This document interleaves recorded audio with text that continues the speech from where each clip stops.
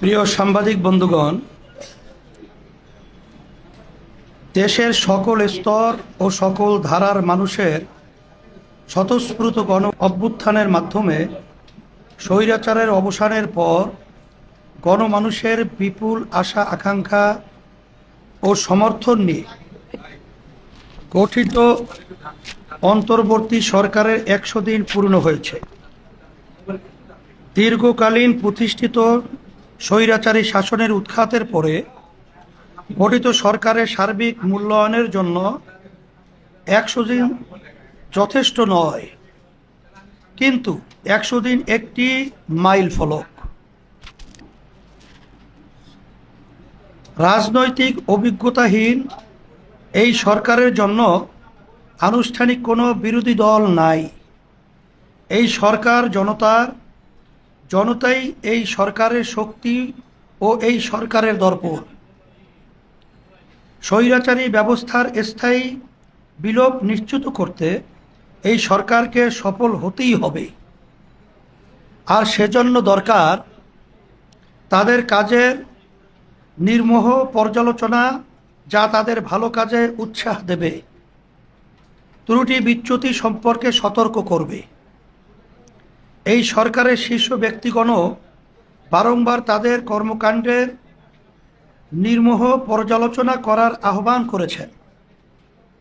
সেই আহ্বানে সাড়া দিতে এবং জনতার বোঝাপড়া মিডিয়ার মাধ্যমে তাদের সামনে উপস্থাপন করতেই আজকের এই সংবাদ সম্মেলন আহ্বান করা হয়েছে। আজকের এই সংবাদ সম্মেলনের শুরুতেই জুলাই ২৪ অভ্যুত্থানে জীবন দেওয়া ও আহত হওয়া সকল বিপ্লবীদের প্রতি আন্তরিক শ্রদ্ধা ও দোয়া জ্ঞাপন করছি। অভ্যুত্থানে অংশ নেওয়া সকলের প্রতি আবারও কৃতজ্ঞতা জানাচ্ছি। প্রিয় সাংবাদিক বন্ধুগণ, প্রথমেই স্বৈর শাসনে পিষ্ট ও বিপর্যস্ত বাংলাদেশের দায়িত্ব নেয়ার সাহস করার জন্য এই সরকারের প্রতি কৃতজ্ঞতা জানাচ্ছি। ক্রমাবনতির দিকে ধাবমান অর্থনীতি, রাজনীতি ও আইন শৃঙ্খলা পরিস্থিতির বিপর্যয় রোধ করা, মানুষের মনে আশার সঞ্চার করা, বৈশ্বিক পরিমণ্ডলে আস্থা তৈরি করা, ব্যাংক খাতের নৈরাজ্য দূর করা, রিজার্ভের পতন রোধ করা সহ অর্থনীতিকে ইতিবাচক ধারায় প্রবাহিত করা, স্বৈর শাসনের হোতাদের একাংশকে আটক করে বিচার কার্যক্রম শুরু করা, প্রশাসনে ধীরগতিতে হলেও শুদ্ধি অভিযান চালানো, সংস্কার কমিশন গঠন করা, বিচার বিভাগকে ঢেলে সাজানোর কার্যক্রম শুরু করা এবং আন্তর্জাতিক অপরাধ ট্রাইব্যুনালের মাধ্যমে জুলাই গণহত্যাকাণ্ডের বিচার প্রক্রিয়া শুরু করার জন্য সরকারকে ধন্যবাদ দিতে চাই। প্রিয় সাংবাদিক বন্ধুগণ, ১৫ বছরের সামগ্রিক স্বৈরাচার শাসন সৃষ্ট ধ্বংসস্তূপের উপরে দাঁড়িয়ে মানুষের বিশাল প্রত্যাশা পূরণ করা কঠিন, এটা সত্য। সেই দায়িত্ব এই সরকার নিয়েছে, সেজন্য সাধুবাদ। সরকারের আন্তরিকতা নিয়ে আমরা প্রশ্ন তুলতে চাই না, তাদের যোগ্যতা ও দক্ষতা নিয়েও প্রশ্ন তুলতে চাই না। তথাপিও কিছু বিষয় আছে যা পর্যালোচনা করা আবশ্যক মনে করছি। আমরা এই সরকারকে আবারও মনে করিয়ে দিতে চাই যে আপনাদের সফল হওয়া ছাড়া আর কোনো বিকল্প আমাদের সামনে নাই। এই বোধ থেকে এখানে কিছু বিষয় তুলে ধরা হচ্ছে, যাতে করে দেশবাসীর প্রত্যাশা পূরণে আপনারা শতভাগ সফল হতে পারেন। ক, রাষ্ট্রের উপরে নিয়ন্ত্রণ স্পষ্ট করুন। গত 15 বছরে বিগত পতিত সরকার জনপ্রশাসনের সকল স্তরে যেভাবে দলীয়করণ করেছে, তাতে জনপ্রশাসনের পুরোটাই আওয়ামী দলীয় ক্যাডারে পরিণত হয়েছে।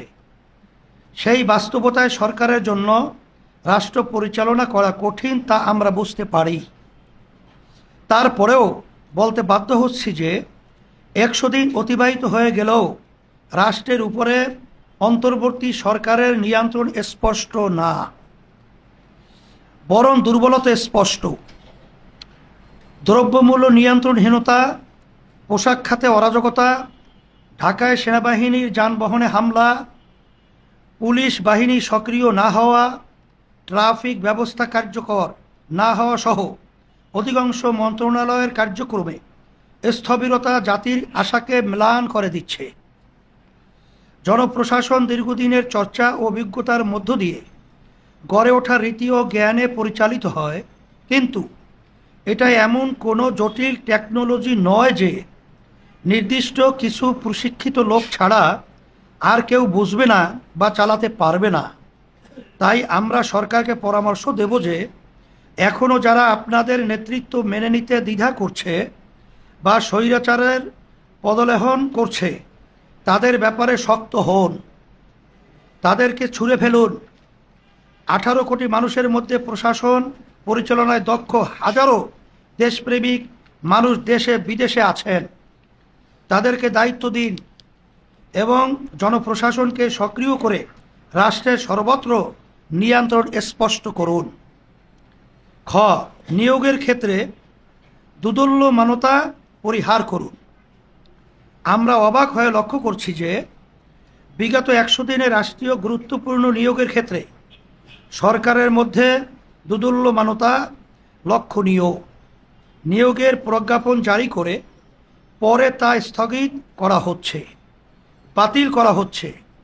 এ বিষয়ে প্রধান উপদেষ্টা মহোদয় ব্যাখ্যা দিয়েছেন, এটা তার ভালো দিক যে ভুল হলে তা শুধরে নিচ্ছেন।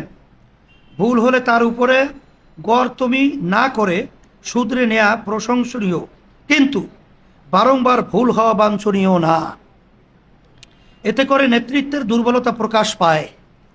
সেজন্য বলবো, নিয়োগ প্রক্রিয়ায় দক্ষতা আনুন। প্রজ্ঞাপনের আগে নানা পক্ষের সাথে আলাপ করুন, তথ্য যাচাই যথাযথ করুন, যা যা প্রয়োজন করুন, কিন্তু দুদুল্যমানতা পরিহার করুন। গ, নতুন উপদেষ্টা সহ সকল নিয়োগে স্বচ্ছতা আনুন। প্রশাসন সংক্রান্ত স্বচ্ছতার সংজ্ঞায় সিদ্ধান্ত যাদের প্রভাবিত করে তাদের কাছে সিদ্ধান্ত গ্রহণ সংক্রান্ত সকল তথ্যের অবাধ ও সরাসরি প্রবাহ থাকার কথা বলা আছে। এর মানে হলো কাউকে কেন কোনো বিবেচনায় নিয়োগ করা হচ্ছে তা জনগণের জানা থাকা উচিত। বিগত 100 দিনের বিভিন্ন নিয়োগ নিয়ে জনমনে প্রশ্ন দেখা দিয়েছে। তাদের কারো কারো বিরুদ্ধে বিগত স্বৈরাচারের সুবিধাভোগী হওয়া ও জনমানুষের বোধ বিশ্বাসের সাথে সাংঘর্ষিক কর্মকাণ্ডে জড়িত থাকার অভিযোগ আছে। আবার কারো ব্যাপারে বিপ্লবে তেমন কোনো অবদান না থাকা সত্ত্বেও বড় পদে পদায়িত করার অভিযোগ আছে। এগুলো মানুষকে ক্ষুব্ধ করে, আপনাদের বিবেচনাবোধ ও বিপ্লবের প্রতি আপনাদের দায়বোধ নিয়ে প্রশ্ন তৈরি করে। আমাদের পরামর্শ হলো, যে কোনো নিয়োগে দক্ষতা ও যোগ্যতার সাথে সাথে বিপ্লবে তার ভূমিকা প্রধান বিবেচ্য হিসাবে ধার্য করুন এবং প্রতিটি নিয়োগের যুক্তি জনতার সামনে উপস্থাপন করুন। বিশেষ করে নতুন নিয়োগপ্রাপ্ত চরম বিতর্কিত উপদেষ্টা মোস্তফা সরোয়ার ফারুকীকে জনগণ মেনে নেয়নি। অতএব পতিত স্বৈরাচারের বেনিফিশিয়ারি, বিকৃত মানসিকতার সমাজ বিধ্বংসী নাটক সিনেমার নির্মাতা মোস্তফা সরোয়ার ফারুকীকে দ্রুত উপদেষ্টা পরিষদ থেকে প্রত্যাহার করা হোক, তা দেশবাসী প্রত্যাশা করে। ঘ, সংস্কার কার্যক্রম প্রতিশীল ও সম্পৃক্ত করুন। এই সরকারের প্রধান দায়িত্ব হলো রাষ্ট্র সংস্কার করা, যাতে করে আর কখনোই কোনো স্বৈরাচার জন্ম নিতে না পারে। সেজন্য সংস্কার কমিশন গঠিত হয়েছে, এজন্য ধন্যবাদ জ্ঞাপন করছি। এখন এই কমিশনগুলোকে গতিশীল করুন, জনসম্পৃক্ত করুন। রাজনৈতিক দলগুলোকে সম্পৃক্ত করুন। কারণ তারাই দীর্ঘ মেয়াদে জনমত ধারণ করেছে এবং আগামীতেও করবে। তাই সক্রিয়ভাবে রাজনৈতিক দল, উলামা শ্রেণী এবং বিভিন্ন পেশা ও স্তরের জনমানুষকে সম্পৃক্ত করুন। সংস্কার নিয়ে ইতিমধ্যেই মানুষের মধ্যে কানাঘুষা তৈরি হয়েছে। এই কানাঘুষা সংস্কারকে ক্ষতিগ্রস্ত করতে পারে, তাই এখনই পদক্ষেপ নিন। দ্রব্যমূল্য আইন শৃঙ্খলা নিয়ন্ত্রণ করুন। সাধারণ মানুষ জটিল রাজনীতি বোঝে না, তারা তাদের খাদ্যের নিশ্চয়তা চায়, জীবনের নিরাপত্তা চায়, কিন্তু এই দুই ক্ষেত্রেই জনতার অভিজ্ঞতা ভালো না। দ্রব্যমূল্য বহু আগেই নাগালের বাইরে চলে গেছে। সংসার চালাতে সংগ্রাম করতে হচ্ছে। আরও আগে থেকেই স্বৈরাচারের পতনের পরে মানুষ ভালো কিছু আশা করেছিল, কিন্তু বাস্তবতা হলো কোনো ক্ষেত্রে পরিস্থিতি আরও খারাপের দিকে গেছে। এটা মানুষকে হতাশ করেছে। সেজন্য বলবো, যে কোনো মূল্যে দ্রব্যমূল্য নিয়ন্ত্রণ করুন। শক্ত হাতে সিন্ডিকেট ভেঙে দিন। বাজার কারসাজি দমনে শক্ত হন। মনে রাখবেন, এই দ্রব্যমূল্যই আপনাদের প্রতি জনসমর্থন কমে যাওয়ার কারণ হতে পারে। পতিত স্বৈরাচারের বিচার প্রসঙ্গ। পতিত হাসিনা সরকার জাতির সাথে যা করেছে তার বিচার না হলে মানবতার সাথে অপরাধ করা হবে, কিন্তু এই বিষয়ে তেমন কোনো কার্যকর কোনো পদক্ষেপ দেখা যাচ্ছে না।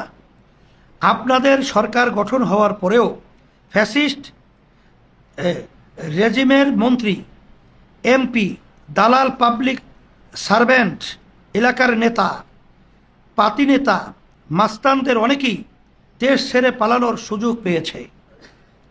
অনেকে দেশেই আত্মগোপন থেকে জনতার বিরুদ্ধে ষড়যন্ত্র করে যাচ্ছে। কেন তাদের পালানোর সুযোগ দেওয়া হলো? কেন দেশে থাকা অপরাধীদের আটক করা হচ্ছে না? এই প্রশ্ন কোটি জনতার। আমরাও এই প্রশ্ন জোরালোভাবে উপস্থাপন করছি। বিনয় ও হুঁশিয়ারি সুরে বলছি যে কোনো ধরনের দয়া আপোষ করা ছাড়াই স্বৈরাচারের বিচার করুন। যারা বিগত 15টি বছর ধরে জনগণের অর্থ লুটে খেয়েছে, যারা নির্বিচারে মানুষ হত্যা করেছে, তাদের প্রত্যেককে আইনের আওতায় আনুন। এক্ষেত্রে কোনো অবহেলা বা আপোষ দেশবাসী কোনোদিন ক্ষমা করবে না। এ প্রসঙ্গে কোনো বড় রাজনৈতিক দলের অবস্থান প্রশ্নবিদ্ধ। কোনো বড় রাজনৈতিক দলের অবস্থান প্রশ্নবিদ্ধ। তাদের শীর্ষ নেতারা মানবতা বিরোধী, খুনি ও ফ্যাসিস্ট সংগঠন নিষিদ্ধের বিরোধিতা করছেন। যে মুজিবকে দেবতা বানিয়ে স্বৈর শাসনকে বৈধতা দেওয়ার চেষ্টা করা হয়েছে, সেই মুজিবের ছবির প্রতি কৃতজ্ঞতা দেখাচ্ছেন। কেউ আবার খুনি ব্যক্তি ও ব্যবস্থাকে ক্ষমা করে দিচ্ছেন, তাদেরকে ফ্যাসিস্ট বলায় অনীহা প্রকাশ করছেন। তাদের এই অতি উদারতা, অতি রাজনীতি বা অতি সুশীলপনার নিন্দা জানাচ্ছি। কোনো খুনিকে ক্ষমা করার অধিকার একমাত্র নিহত ব্যক্তির অভিভাবকের। চোরকে চোর বলাই ইনসাফ, ফ্যাসিস্টকে ফ্যাসিস্ট বলাই ইনসাফ। ভবিষ্যৎ রাজনীতির ধান্দা বা বৈদেশিক কোনো শক্তিকে খুশি করার জন্যে যারা জনতার রক্তকে অবহেলা করবে, তারাও খুনি ও ফ্যাসিস্টের পুনর্বাসনের জন্য দায়ী হিসাবে বিবেচিত হবেন। প্রিয় সাংবাদিক বন্ধুগণ, আপনাদের মাধ্যমে আরেকটি গুরুত্বপূর্ণ বিষয়ে আমরা সরকারের দৃষ্টি আকর্ষণ করছি, তা হল বিপ্লবে আহতদের চিকিৎসা নিশ্চিত করা। আমরা বুঝতে পারি না যে এক্ষেত্রে দুরবস্থার কারণ কি, কেন চিকিৎসার জন্য তাদেরকে আন্দোলন করতে হবে। যারা আহত হয়েছেন তাদের চিকিৎসা করার সামর্থ্য কি রাষ্ট্রের নাই? অবশ্যই আছে, কিন্তু কেবলই অবব্যবস্থাপনা ও অদক্ষতার কারণে অভ্যুত্থানের প্রধান নায়কদের এখনও ক্ষত নিয়ে সংগ্রাম করতে হচ্ছে। এর চেয়ে দুঃখজনক আর কি হতে পারে? এই অবব্যবস্থাপনা ও অদক্ষতা খুবই আপত্তিজনক, যা সহ্য করার মতো না। এক্ষেত্রে সরকারের অবস্থান জনতার মনে এই প্রশ্ন জন্ম দিয়েছে যে সরকার কি বিপ্লবে আহতদের অবহেলা করার মাধ্যমে বিপ্লবকেই অবহেলা করছেন? আমরা পরামর্শ দিচ্ছি, কোনো ধরনের অজুহাত ছাড়াই আহতদের দ্রুত চিকিৎসা নিশ্চিত করুন। প্রিয় সাংবাদিক বন্ধুগণ, আজকের সংবাদ সম্মেলনে একটি অস্বস্তিকর প্রসঙ্গ তুলতেই হচ্ছে। বিগত স্বৈরাচার আমলে বিএনপির নেতৃবৃন্দ সহ বিরোধী রাজনৈতিক দলের নেতাকর্মীরা যে ধরনের নিপীড়নের শিকার হয়েছে তা অবর্ণনীয়। স্বৈরাচারের পতনের পরে সবারই প্রত্যাশা ছিল যে আর যাই হোক আগামীতে যেন আর কোনো স্বৈরাচার জন্ম নিতে না পারে, সেই বন্দোবস্ত নিশ্চিত করতে হবে। কিন্তু অস্বস্তির সাথে আমরা লক্ষ্য করছি যে বিএনপি নেতৃবৃন্দ সংস্কারের চেয়ে নির্বাচনকে বেশি প্রাধান্য দিচ্ছেন এবং নির্বাচনকে মুখ্য করে তুলছেন। এমনকি সংস্কার কার্যক্রমের বৈধতা নিয়েও তারা প্রশ্ন তুলে রাখছেন। তারাই ক্ষমতায় গিয়ে সংস্কার করবেন মর্মে ঘোষণা দিচ্ছেন। এখানে প্রথম কথা হলো, তারাই আগামী নির্বাচনে ক্ষমতা যাচ্ছেন, সেই নিশ্চয়তা তারা কোথায় পেলেন? আবার তারা ক্ষমতায় গেলেও জনতার কাঙ্ক্ষিত সংস্কার করবেন তার নিশ্চয়তা কি? বিগত ১/১১ এর সরকার এবং তাদের হাত ধরে আওয়ামী ফ্যাসিস্টের জন্মের সূচনা কি বিএনপির ক্ষমতা কুক্ষিগত করার অপপ্রয়াসের ফসল নয়? বিএনপির ইতিহাস কি তাদের উপরে আস্থা রাখার মতো ভরসা দেয় না? সেজন্যই আমরা আগে সংস্কার, আগে স্বৈরাচারের উত্থান রোধে সাংবিধানিক ও প্রাতিষ্ঠানিক আয়োজন, তারপরে নির্বাচন আয়োজনের আলাপ তোলার জন্য সকলের প্রতি আহ্বান জানাচ্ছি। প্রিয় সাংবাদিক বন্ধুগণ, আগামীতে যাতে কোনো স্বৈরাচারের উত্থান না হয় সেজন্যই আমরা সংখ্যানুপাতিক নির্বাচন বা পিআর পদ্ধতি নিয়ে বিগত ১৬ বছর ধরে দাবি জানিয়ে আসছি। দেশের অধিকাংশ রাজনৈতিক দল এর পক্ষে অবস্থান নিয়েছেন, সেজন্য তাদেরকে মোবারকবাদ জানাচ্ছি। আমরা বিস্ময়ের সাথে লক্ষ্য করছি যে বিএনপি এই বিষয়ে ভিন্ন মত পোষণ করছে। তাদেরকে বলবো, ক্ষমতার কেন্দ্রী ভুবনই স্বৈরাচার জন্ম দেয়। ক্ষমতা যাতে কোনো একক দলের হাতে একীভূত না হয় সেজন্যই পিআর পদ্ধতির প্রয়োজন। আমরা বিশ্বাস করি আপনারা যেমন রাজনৈতিকভাবে স্বৈরাচার বিরোধী, তেমনি মানসিক ও পদ্ধতিগতভাবেও স্বৈরতন্ত্র বিরোধী। তাই যদি হয় তাহলে আপনারাও পিআর পদ্ধতির প্রতি সমর্থন জানাবেন বলে আশা করছি। প্রিয় সাংবাদিক বন্ধুগণ, আজকের সংবাদ সম্মেলন থেকে আরেকটি গুরুত্বপূর্ণ বিষয় তুলে ধরতে চাই, আর তা হলো বিপ্লবে অংশ নেওয়া সকল রাজনৈতিক দল এবং বৈষম্য বিরোধী ছাত্রদের সমন্বয়ে জাতীয় নিরাপত্তা পরিষদ গঠন করা প্রয়োজন। কারণ সংবিধান সহ রাষ্ট্রীয় নানা ক্ষেত্রে সংস্কার, বৈদেশিক সম্পর্ক নির্মাণ, স্বৈরতন্ত্রের সাথে জড়িতদের বিচার সহ জাতির সামনে করণীয় কাজের গুরুত্ব বিবেচনায় একটি সাধারণ রাজনৈতিক ঐক্যমত জরুরি। আর সেজন্য বিদ্যমান আইনের আওতায় বিপ্লবের অংশীদারদের সমন্বয়ে জাতীয় নিরাপত্তা পরিষদ গঠন করা যেতে পারে, যা বহু জটিলতা থেকে উদ্ধার করবে এবং জরুরি বিষয়গুলোতে সাধারণ ঐক্যমত প্রতিষ্ঠা সহজ হবে। প্রিয় সাংবাদিক বন্ধুগণ, আজকের সম্মেলন থেকে অন্তর্বর্তী সরকারের কাছে একটি নির্বাচনী পরিকল্পনা ঘোষণার দাবি জানাচ্ছি। কারণ অনিশ্চয়তা ও শূন্যতা নানা ধরনের জটিলতা ও অপলাপের জন্ম দেয়। তা রোধ করার জন্য নির্বাচনের সুষ্ঠু ও অবাধ পরিস্থিতি তৈরিতে করণীয় নির্ধারণ, তার জন্য সময়সীমা ঠিক করে একটি সুনির্দিষ্ট গাইডলাইন ঘোষণা করা হলে সকলের জন্য কাজ সহজ হবে। প্রিয় সাংবাদিক বন্ধুগণ, দীর্ঘদিন জনতার সাথে সম্পৃক্ত থাকা, জনমতকে ধারণ করা এবং স্বৈরাচারের বিরুদ্ধে অবিরাম লড়াইয়ের অভিজ্ঞতা থেকে উদ্ভূত এই প্রস্তাবগুলো অন্তর্বর্তী সরকার ও সংশ্লিষ্ট ব্যক্তিবর্গ আমলে নেবেন এই প্রত্যাশা করছি। অন্যথায় ঈশান কোণে কালো মেঘের আনাগোনা আরও প্রকট হয়ে উঠতে পারে। আল্লাহ আমাদের হেফাজত করুন, আমিন সুম্মা আমিন। সবাইকে ধন্যবাদ। বিসমিল্লাহির রহমানির রহিম। নাহমাদুহু ওয়া নুসাল্লি আলা রাসূলিহিল কারীম, আম্মা বাদ। প্রিয় সাংবাদিক বন্ধুগণ, দেশের সকল স্তর ও সকল ধারার মানুষের স্বতঃস্ফূর্ত গণ অভ্যুত্থানের মাধ্যমে স্বৈরাচারের অবসানের পর গণমানুষের বিপুল আশা আকাঙ্ক্ষা ও সমর্থন নিয়ে গঠিত অন্তর্বর্তী সরকারের ১০০ দিন পূর্ণ হয়েছে। দীর্ঘকালীন প্রতিষ্ঠিত স্বৈরাচারী শাসনের উৎখাতের পরে গঠিত সরকারের সার্বিক মূল্যায়নের জন্য ১০০ দিন যথেষ্ট নয়, কিন্তু ১০০ দিন একটি মাইল ফলক। রাজনৈতিক অভিজ্ঞতাহীন এই সরকারের জন্য আনুষ্ঠানিক কোনো বিরোধী দল নাই।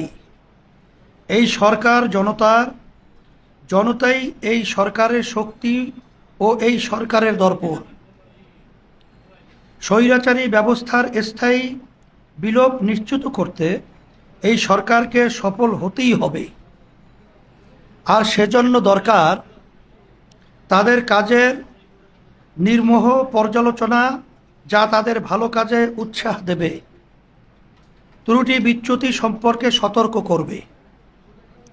এই সরকারের শীর্ষ ব্যক্তিগণও বারংবার তাদের কর্মকাণ্ডের নির্মোহ পর্যালোচনা করার আহ্বান করেছেন।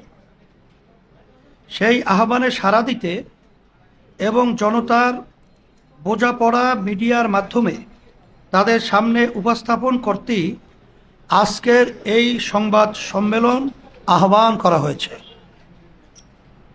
আজকের এই সংবাদ সম্মেলনের শুরুতেই জুলাই ২৪ অভ্যুত্থানে জীবন দেওয়া ও আহত হওয়া সকল বিপ্লবীদের প্রতি আন্তরিক শ্রদ্ধা ও দোয়া জ্ঞাপন করছি। অভ্যুত্থানে অংশ নেওয়া সকলের প্রতি আবারও কৃতজ্ঞতা জানাচ্ছি। প্রিয় সাংবাদিক বন্ধুগণ, প্রথমেই স্বৈর শাসনে পিষ্ট ও বিপর্যস্ত বাংলাদেশের দায়িত্ব নেয়ার সাহস করার জন্য এই সরকারের প্রতি কৃতজ্ঞতা জানাচ্ছি। ক্রমাবনতির দিকে ধাবমান অর্থনীতি, রাজনীতি ও আইন শৃঙ্খলা পরিস্থিতির বিপর্যয় রোধ করা, মানুষের মনে আশার সঞ্চার করা, বৈশ্বিক পরিমণ্ডলে আস্থা তৈরি করা, ব্যাংক খাতের নৈরাজ্য দূর করা, রিজার্ভের পতন রোধ করা সহ অর্থনীতিকে ইতিবাচক ধারায় প্রবাহিত করা, স্বৈর শাসনের হোতাদের একাংশকে আটক করে বিচার কার্যক্রম শুরু করা, প্রশাসনে ধীরগতিতে হলেও শুদ্ধি অভিযান চালানো, সংস্কার কমিশন গঠন করা, বিচার বিভাগকে ঢেলে সাজানোর কার্যক্রম শুরু করা এবং আন্তর্জাতিক অপরাধ ট্রাইব্যুনালের মাধ্যমে জুলাই গণহত্যাকাণ্ডের বিচার প্রক্রিয়া শুরু করার জন্য সরকারকে ধন্যবাদ দিতে চাই। প্রিয় সাংবাদিক বন্ধুগণ, ১৫ বছরের সামগ্রিক স্বৈরা শাসন সৃষ্ট ধ্বংসস্তূপের উপরে দাঁড়িয়ে মানুষের বিশাল প্রত্যাশা পূরণ করা কঠিন, এটা সত্য। সেই দায়িত্ব এই সরকার নিয়েছে, সেজন্য সাধুবাদ। সরকারের আন্তরিকতা নিয়ে আমরা প্রশ্ন তুলতে চাই না, তাদের যোগ্যতা ও দক্ষতা নিয়েও প্রশ্ন তুলতে চাই না। তথাপিও কিছু বিষয় আছে যা পর্যালোচনা করা আবশ্যক মনে করছি। আমরা এই সরকারকে আবারও মনে করিয়ে দিতে চাই যে আপনাদের সফল হওয়া ছাড়া আর কোনো বিকল্প আমাদের সামনে নাই। এই বোধ থেকেই এখানে কিছু বিষয় তুলে ধরা হচ্ছে, যাতে করে দেশবাসীর প্রত্যাশা পূরণে আপনারা শতভাগ সফল হতে পারেন। ক, রাষ্ট্রের উপরে নিয়ন্ত্রণ স্পষ্ট করুন। গত পতনের বছরে 15 বছরে বিগত পতিত সরকার জনপ্রশাসনের সকল স্তরে যেভাবে দলীয়করণ করেছে, তাতে জনপ্রশাসনের পুরোটাই আওয়ামী দলীয় ক্যাডারে পরিণত হয়েছে। সেই বাস্তবতায় সরকারের জন্য রাষ্ট্র পরিচালনা করা কঠিন, তা আমরা বুঝতে পারি। তারপরেও বলতে বাধ্য হচ্ছি যে 100 দিন অতিবাহিত হয়ে গেলেও রাষ্ট্রের উপরে অন্তর্বর্তী সরকারের নিয়ন্ত্রণ স্পষ্ট না, বরং দুর্বলতা স্পষ্ট। দ্রব্যমূল্য নিয়ন্ত্রণহীনতা, পোশাক খাতে অরাজকতা, ঢাকায় সেনাবাহিনীর যানবাহনে হামলা, পুলিশ বাহিনী সক্রিয় না হওয়া, ট্রাফিক ব্যবস্থা কার্যকর না হওয়া সহ অধিকাংশ মন্ত্রণালয়ের কার্যক্রমে স্থবিরতা জাতির আশাকে ম্লান করে দিচ্ছে। জনপ্রশাসন দীর্ঘদিনের চর্চা ও অভিজ্ঞতার মধ্য দিয়ে গড়ে ওঠা রীতি ও জ্ঞানে পরিচালিত হয়, কিন্তু এটা এমন কোনো জটিল টেকনোলজি নয় যে নির্দিষ্ট কিছু প্রশিক্ষিত লোক ছাড়া আর কেউ বুঝবে না বা চালাতে পারবে না। তাই আমরা সরকারকে পরামর্শ দেব যে এখনও যারা আপনাদের নেতৃত্ব মেনে নিতে দ্বিধা করছে বা স্বৈরাচারের পদলেহন করছে, তাদের ব্যাপারে শক্ত হন, তাদেরকে ছুঁড়ে ফেলুন। 18 কোটি মানুষের মধ্যে প্রশাসন পরিচালনায় দক্ষ হাজারো দেশপ্রেমিক মানুষ দেশে বিদেশে আছেন। তাদেরকে দায়িত্ব দিন এবং জনপ্রশাসনকে সক্রিয় করে রাষ্ট্রের সর্বত্র নিয়ন্ত্রণ স্পষ্ট করুন। খ, নিয়োগের ক্ষেত্রে দুদুল্যমানতা পরিহার করুন। আমরা অবাক হয়ে লক্ষ্য করছি যে বিগত 100 দিনে রাষ্ট্রীয় গুরুত্বপূর্ণ নিয়োগের ক্ষেত্রে সরকারের মধ্যে দুদুল্যমানতা লক্ষণীয়। নিয়োগের প্রজ্ঞাপন জারি করে পরে তা স্থগিত করা হচ্ছে, বাতিল করা হচ্ছে। এ বিষয়ে প্রধান উপদেষ্টা মহোদয় ব্যাখ্যা দিয়েছেন, এটা তার ভালো দিক যে ভুল হলে তা শুধরে নিচ্ছেন। ভুল হলে তার উপরে গড়তমি না করে শুধরে নেওয়া প্রশংসনীয়, কিন্তু বারংবার ভুল হওয়া বাঞ্ছনীয় না। এতে করে নেতৃত্বের দুর্বলতা প্রকাশ পায়। সেজন্য বলবো, নিয়োগ প্রক্রিয়ায় দক্ষতা আনুন।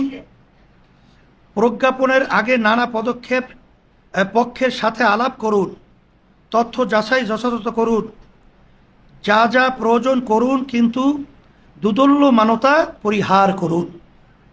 গ, নতুন উপদেষ্টা সহ সকল নিয়োগে স্বচ্ছতা আনুন।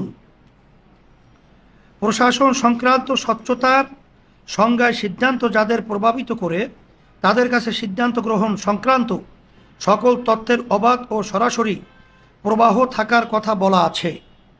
এর মানে হলো কাউকে কেন কোনো বিবেচনায় নিয়োগ করা হচ্ছে তা জনগণের জানা থাকা উচিত। বিগত 100 দিনের বিভিন্ন নিয়োগ নিয়ে জনমনে প্রশ্ন দেখা দিয়েছে। তাদের কারো কারো বিরুদ্ধে বিগত স্বৈরাচারের সুবিধাভোগী হওয়া ও জনমানুষের বোধ বিশ্বাসের সাথে সাংঘর্ষিক কর্মকাণ্ডে জড়িত থাকার অভিযোগ আছে। আবার কারো ব্যাপারে বিপ্লবে তেমন কোনো অবদান না থাকা সত্ত্বেও বড় পদে পদায়িত করার অভিযোগ আছে। এগুলো মানুষকে ক্ষুব্ধ করে। আপনাদের বিবেচনাবোধ ও বিপ্লবের প্রতি আপনাদের দায়বোধ নিয়ে প্রশ্ন তৈরি করে। আমাদের পরামর্শ হলো, যে কোনো নিয়োগে দক্ষতা ও যোগ্যতার সাথে সাথে বিপ্লবে তার ভূমিকা প্রধান বিবেচ্য হিসাবে ধার্য করুন এবং প্রতিটি নিয়োগের যুক্তি জনতার সামনে উপস্থাপন করুন। বিশেষ করে নতুন নিয়োগপ্রাপ্ত চরম বিতর্কিত উপদেষ্টা মোস্তফা সরোয়ার ফারুকীকে জনগণ মেনে নেয়নি। অতএব পতিত স্বৈরাচারের বেনিফিশিয়ারি, বিকৃত মানসিকতার সমাজ বিধ্বংসী নাটক সিনেমার নির্মাতা মোস্তফা সরোয়ার ফারুকীকে দ্রুত উপদেষ্টা পরিষদ থেকে প্রত্যাহার করা হোক, তা দেশবাসী প্রত্যাশা করে। ঘ, সংস্কার কার্যক্রম প্রতিশীল ও সম্পৃক্ত করুন। এই সরকারের প্রধান দায়িত্ব হলো রাষ্ট্র সংস্কার করা, যাতে করে আর কখনোই কোনো স্বৈরাচার জন্ম নিতে না পারে। সেজন্য সংস্কার কমিশন গঠিত হয়েছে, এজন্য ধন্যবাদ জ্ঞাপন করছি। এখন এই কমিশনগুলোকে গতিশীল করুন, জনসম্পৃক্ত করুন।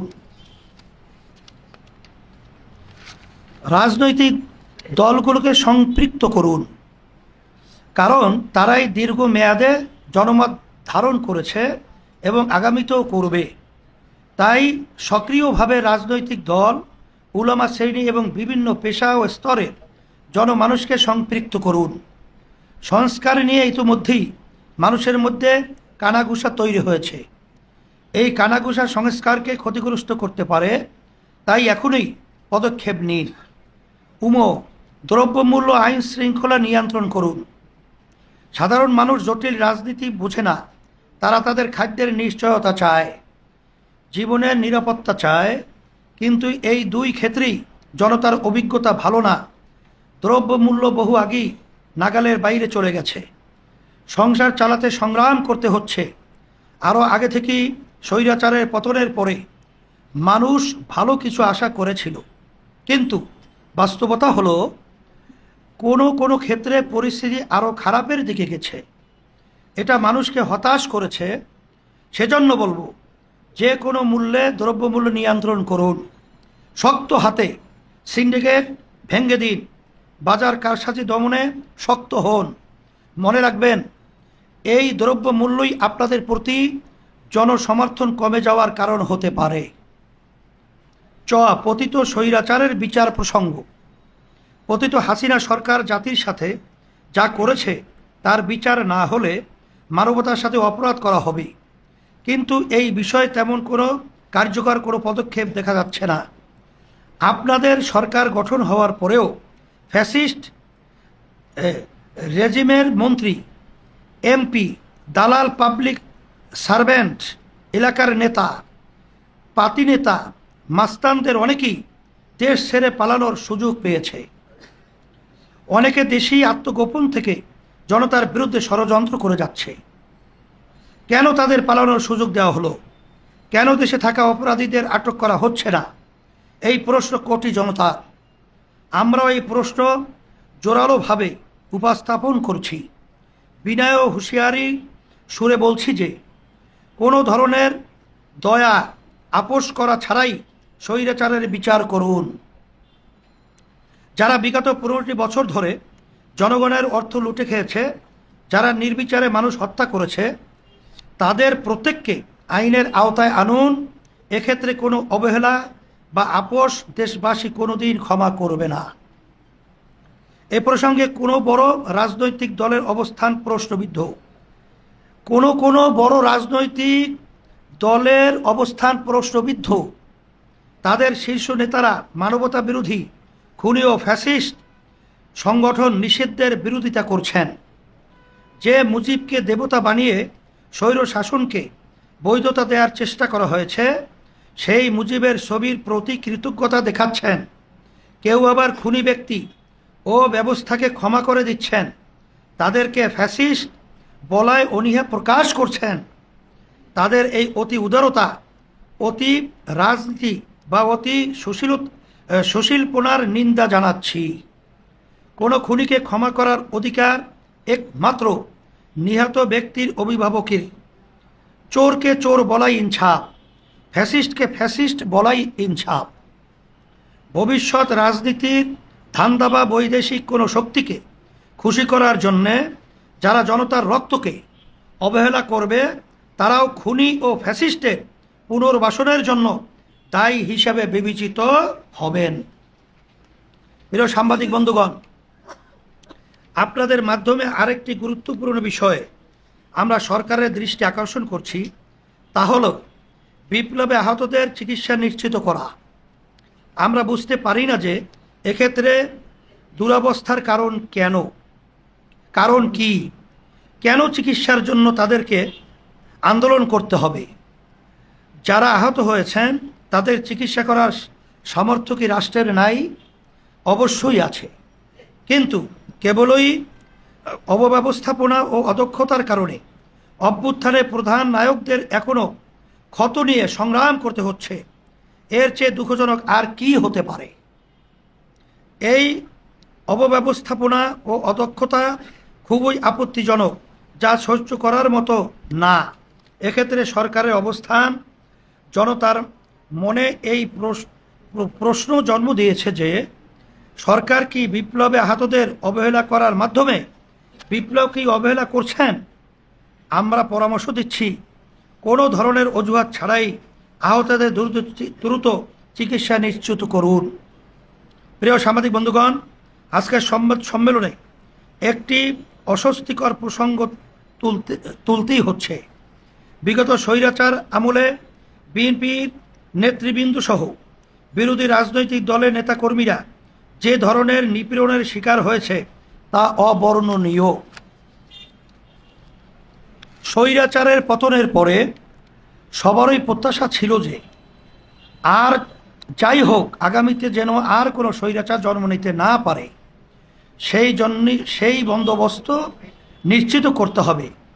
কিন্তু অস্বস্তির সাথে আমরা লক্ষ্য করছি যে বিএনপি নেতৃবৃন্দ সংস্কারের চেয়ে নির্বাচনকে বেশি প্রাধান্য দিচ্ছেন এবং নির্বাচনকে মুখ্য করে তুলছেন।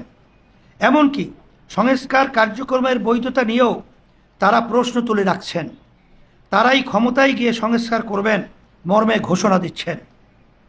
এখানে প্রথম কথা হলো, তারাই আগামী নির্বাচনে ক্ষমতা যাচ্ছেন, সেই নিশ্চয়তা তারা কোথায় পেলেন? আবার তারা ক্ষমতায় গেলেও জনতার কাঙ্ক্ষিত সংস্কার করবেন তার নিশ্চয়তা কি? বিগত ১/১১ এর সরকার এবং তাদের হাত ধরে আওয়ামী ফ্যাসিস্টের জন্মের সূচনা কি বিএনপির ক্ষমতা কুক্ষিগত করার অপপ্রয়াসের ফসল নয়? বিএনপির ইতিহাস কি তাদের উপরে আস্থা রাখার মতো ভরসা দেয় না? সেজন্যই আমরা আগে সংস্কার, আগে স্বৈরাচারের উত্থান রোধে সাংবিধানিক ও প্রাতিষ্ঠানিক আয়োজন, তারপরে নির্বাচন আয়োজনের আলাপ তোলার জন্য সকলের প্রতি আহ্বান জানাচ্ছি। প্রিয় সাংবাদিক বন্ধুগণ, আগামীতে যাতে কোনো স্বৈরাচারের উত্থান না হয় সেজন্যই আমরা সংখ্যানুপাতিক নির্বাচন বা পিআর পদ্ধতি নিয়ে বিগত 16 বছর ধরে দাবি জানিয়ে আসছি। দেশের অধিকাংশ রাজনৈতিক দল এর পক্ষে অবস্থান নিয়েছেন, সেজন্য তাদেরকে মোবারকবাদ জানাচ্ছি। আমরা বিস্ময়ের সাথে লক্ষ্য করছি যে বিএনপি এই বিষয়ে ভিন্ন মত পোষণ করছে। তাদেরকে বলবো, ক্ষমতার কেন্দ্রীয় ভুবনই স্বৈরাচার জন্ম দেয়। ক্ষমতা যাতে কোনো একক দলের হাতে একীভূত না হয় সেজন্যই পিআর পদ্ধতির প্রয়োজন। আমরা বিশ্বাস করি আপনারা যেমন রাজনৈতিকভাবে স্বৈরাচার বিরোধী, তেমনি মানসিক ও পদ্ধতিগতভাবেও স্বৈরতন্ত্র বিরোধী। তাই যদি হয় তাহলে আপনারাও পিআর পদ্ধতির প্রতি সমর্থন জানাবেন বলে আশা করছি।